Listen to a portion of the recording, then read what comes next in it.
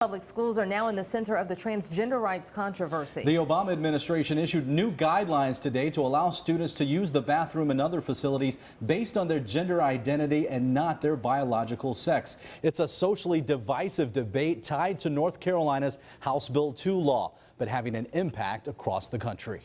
While some say it's a safety concern, the federal government says it's a matter of civil rights. It's actually to ensure that our schools are as inclusive and respectful and safe as they can possibly be. The directive comes amid a legal battle between North Carolina and the federal government, which ordered the state to repeal House Bill 2, requiring people to use bathrooms matching the gender on their birth certificate.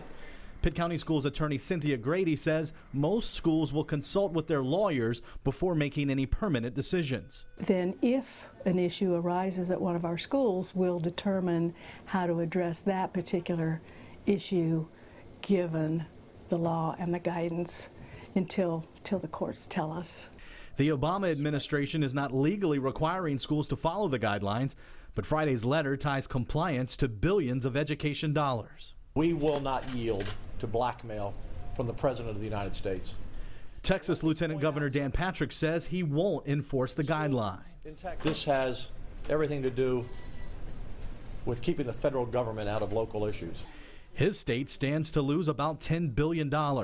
In our state, reaction, as you would imagine, is mixed.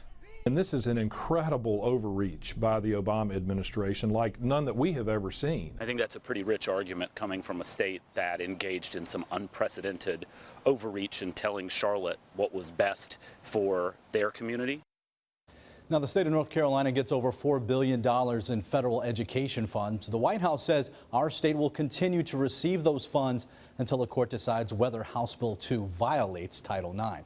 And since this became a federal issue, we reached out to those serving you in D.C. Democratic Congressman G.K. Butterfield said the Education Department, quote, needs to puts the need of students above playing politics.